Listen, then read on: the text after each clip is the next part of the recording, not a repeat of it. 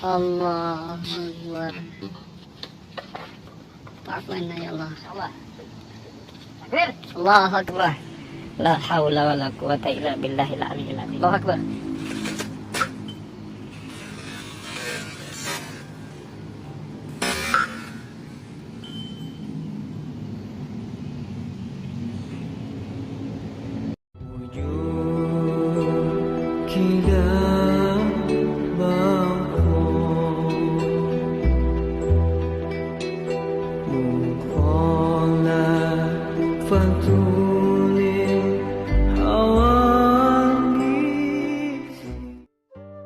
Jadi kalau dalam tradisi agama itu silaturahim adalah menyambung sesuatu yang seharusnya tersambung. Agama yang masuk negara nggak konflik itu diantaranya paling spesial untuk Indonesia karena para wali ini mendampingi kultur daerahnya tapi tidak benturan. Misalnya kalau orang Jawa dulu pakai sesajen di sawah-sawah katanya dimakan penunggunya. Ya penunggunya sawah itu kalau dulu ya pikirannya itu makhluk gaib. Di era modern ya penunggunya itu ya kambing, ayam itu. Jadi ya memang yang makan itu akhirnya. Tapi dulu itu aneh diistilahkan dimakan penunggunya. Kalimat penunggu itu apa ya gak jelas, apa dengan tanda petik apa penunggu betul gak jelas. Wali-wali datang tidak mengkafirkan itu tapi terus dirubah jadi sedekah ke tetangga-tetangga. Jadi kultur itu nggak dilawan tapi cukup diubah. Jadi makani demit menjadi sedekah ke tetangga. Nah cerita kurban juga seperti itu. Dulu tokoh-tokoh Quraisy penunggu Ka'bah itu dulu sudah ndak tauhid, sudah musyrik kalau dalam bahasa agama. Itu di mana-mana termasuk kebutuhan pokok manusia itu kalau kumpul-kumpul itu makan-makan. Itu mulai dulu. Terus korbannya itu ya pasti perempuan mulai dulu. Jadi hanya bagian masak, boleh makan nanti ngenteni luwian itu, dari bekas-bekasnya. Sehingga yang nyortir Abu Jahal CS itu. Jadi yang kurban harus hewannya bagus, spesial, bahkan nggak boleh dikawinkan. Hewan yang mau dikorbankan itu nggak boleh dikawinkan, nggak boleh pernah dikendarai, nggak boleh pernah dipakai bajak sawah dan sebagainya. Semuanya serba spesial. Nanti dikorbankan di Ka'bah, yang dijual Ka'bah. Nah pertanyaannya Ka'bah ini nggak pemakan daging, yang untung ya ketua-ketuanya ini, karena Ka'bah tidak doyan daging. Dan itu ya di atas namakan Allah, ini demi taqarrub ila Allah, demi itu. Sehingga mereka bilang wa qalu hadhihi an'amu wa harsun hijrul la yat'amuha illa man nasa'u bisamihim. Ini hewan korban harus spesial dan yang berhak makan hanya orang-orang spesial, yaitu para penunggu Ka'bah, para sadanatul bait. Tapi karena mereka sudah tidak benar, tidak jujur, Islam mau merubah tradisi itu.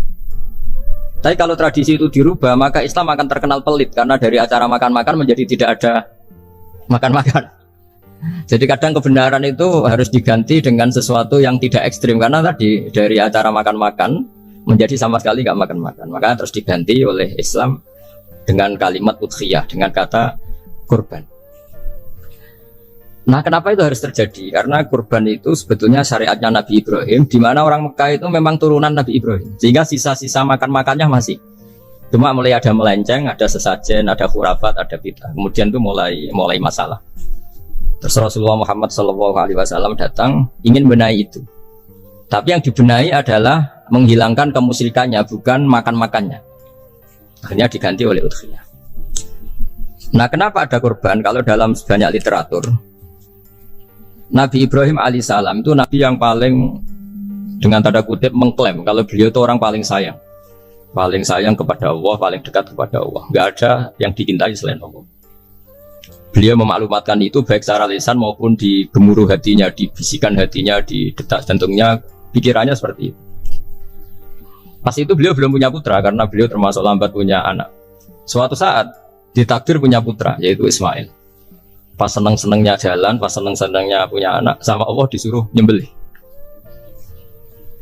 Anak kamu harus kamu sembelih. Ibrahim kaget. Kenapa ya Allah?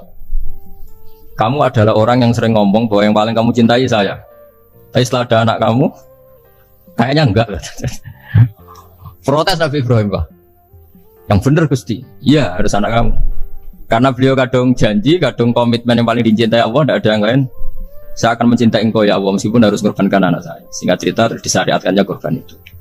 Ketika Nabi Ibrahim berkomitmen melaksanakan perintah itu, Ismail juga mau nurut bersama Allah diganti oleh hewan kurban yang bernama kambing. Sehingga versi cerita itu bahwa Allah akan maklumi ketika orang mencintai Allah secara serius, bersamaan dengan itu orang juga mencintai anaknya dengan proporsi masing-masing. Itu di khazanah-khazanah yang saya baca. Versi kedua, tapi ini nanti nggak perlu dipertanyakan, itu versi yang paling baik, yang paling benar gimana? Yang tanya juga bid'ah, yang jawab juga bid'ah nanti. Karena itu wilayah yang kadung terjadi. Jadi kalau dalam ilmu hadis itu, kalau kadung terjadi, mau kamu unggulkan yang mana, tetap saja yang terjadi hanya satu, mau kelewat. Beda dengan istihad solusi. Karena mau terjadi ya kita uji coba. Kalau nggak cocok yang A ya cocok alternatif B, alternatif C. Kalau sudah kelewat, mau gimana? Kalau salah ya salah aja kan. Versi kedua begini. Semoga versi kedua ini yang benar. Kalau ini benar, keren. Nabi Ibrahim itu memaklumatkan diri. Kalau dalam bahasa Arab itu iddia itu mengklaim bahwa dia adalah orang yang paling sayang terhadap makhluk Allah, semua hamba Allah. Terus beliau diterbangkan ke langit. Diterbangkan ke langit, ke alam malakut. Ya tidak usah ditanyakan cara terbang gimana, ribet nanti itu.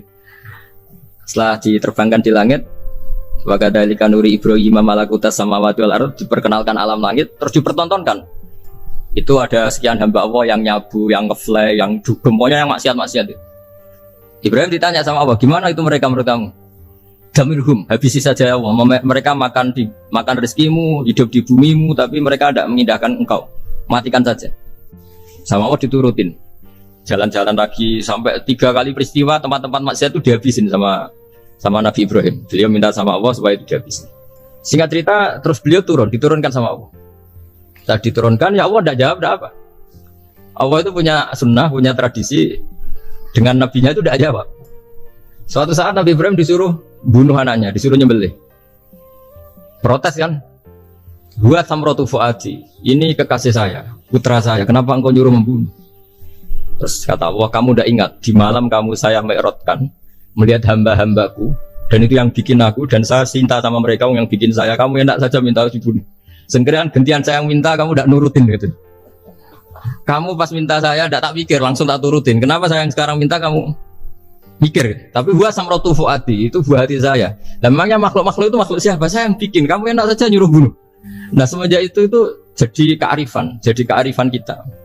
Makanya ada guyonan di dunia kia itu, ada anak perempuan, kan nggak lazim ya, perempuan pakai GL Pro kalau dulu, mungkin sekarang pakai Ninja, pakai celana jin.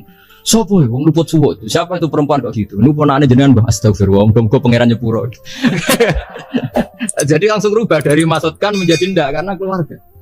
Nah, jangan-jangan kebencian kita pada maksiat itu oke, kita wajib benci maksiat, tapi tetap ada catatannya. Plus yang maksiat itu tidak orang yang terkait dengan kita. Coba kalau yang maksiat itu orang yang terkait dengan kita, itu anak kita, ponakan kita, mungkin istri kita, paling mintanya ya Allah ampuni.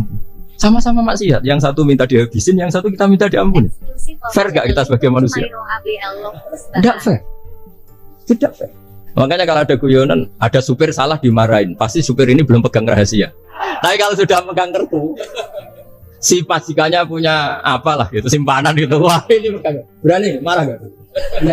Jadi itu guyonan kiai. Makanya jadi manusia itu gak pernah adil sebenarnya. Makanya Allah pernah mensifati manusia itu wa kanal insanu zaluman jahula. Manusia itu sangat zalim dan sangat bodoh. Kalau misalnya jenengan tanya, orang soleh pun itu gimana? Orang soleh asal manusia tidak nabi, itu ya mesti ada zalimnya. Makanya kalau dalam kitab Hikam diterangkan, kitab Hikam itu kitab yang olah manusia. Itu menyebut begini, manusia itu siapa? Dijawab, manusia itu mangkanat mahasinuhu masawiyah. Orang yang ketika baik saja salah, apalagi ketika salah. Kita misalnya punya toko laris ya, doanya mustajab laris, pembelinya banyak, kualitasnya bagus. Pasti ada toko sekeliling yang megap-megap karena orang sekarang ke kamu kan itu. Sehingga orang supaya terus merasa salah. Robbana dzalamna anfusana, meskipun kita sedang benar pun, saya termasuk kiai yang kalau ngelepas haji, mungkin yang haji itu mangkel. Karena saya tidak pernah muji-muji haji, meskipun saya melepas orang haji. Umumnya kiai kalau ada orang haji kan dilepas haji mabrur, tidak ada lain balasan kecuali surga. Saya itu karena pernah kecil, pernah dengerin masyarakat. Itu ngenes ketika si kiai pidato tadi ternyata ngenes. Ngenesnya seakan-akan surga itu hanya milik yang haji. Anak kaya kula sepudi kesumpul ora kelar kaji. Semenjak itu setelah saya jadi kiai ya dendam juga. Akhirnya setelah saya jadi kiai kalau ngaji orang yang haji mabrur balasannya surga, orang yang fakir sabar juga surga, orang yang sering dimarahin istri juga surga. Kata pokoknya surga terus. Sampai yang mau haji itu Gus, gimana kok bahas kita kok sama dengan mereka? Ya karena saya ada ulama pesanan kata gitu.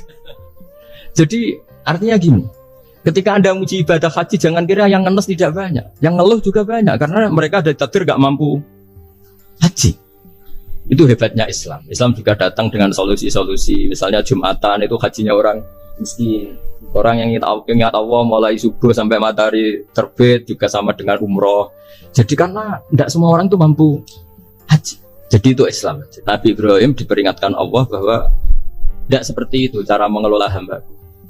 Nah Islam ini kata Allah anit tabi' millata Ibrahim hanifa. Referensinya Islam, mentornya Islam itu Nabi Ibrahim.